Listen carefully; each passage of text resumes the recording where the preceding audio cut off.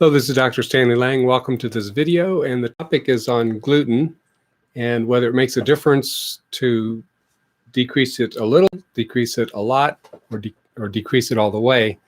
And the reason that I'd like to share about this is because of a patient I saw today that I'm treating with a natural program for Lyme disease.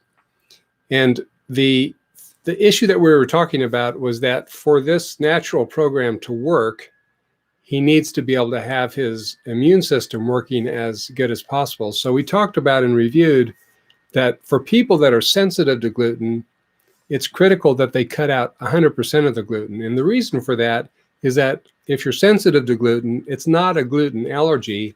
It's actually something where the immune system is engaged attacking the gluten that you consume, and you can set in motion something that's like an autoimmune process.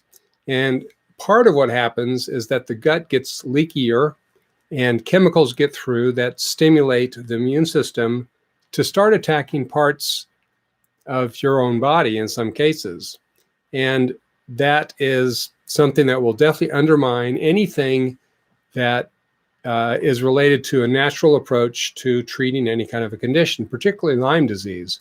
But I've seen this happen also in people with already established autoimmune disease. If they're not 100% cutting out the gluten, they're triggering inflammatory changes in their body that will aggravate their underlying disease. Or in some cases, we think actually it's part of the trigger for it starting in the first place. Now, you also kill two birds with one stone when you cut out gluten if you're sensitive at all to it. And that is that you dramatically decrease glyphosate, which is the major chemical that damages the gut.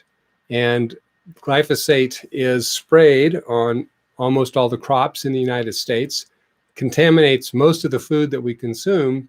And by cutting back on the grains, which is where the gluten is, we cut back a lot on the glyphosate exposure. So that helps a lot of other conditions that I won't get into now, just to point out that when you go gluten-free and you eat organic, you dramatically decrease your glyphosate exposure. So I hope this is helpful to you. God bless and have a great day.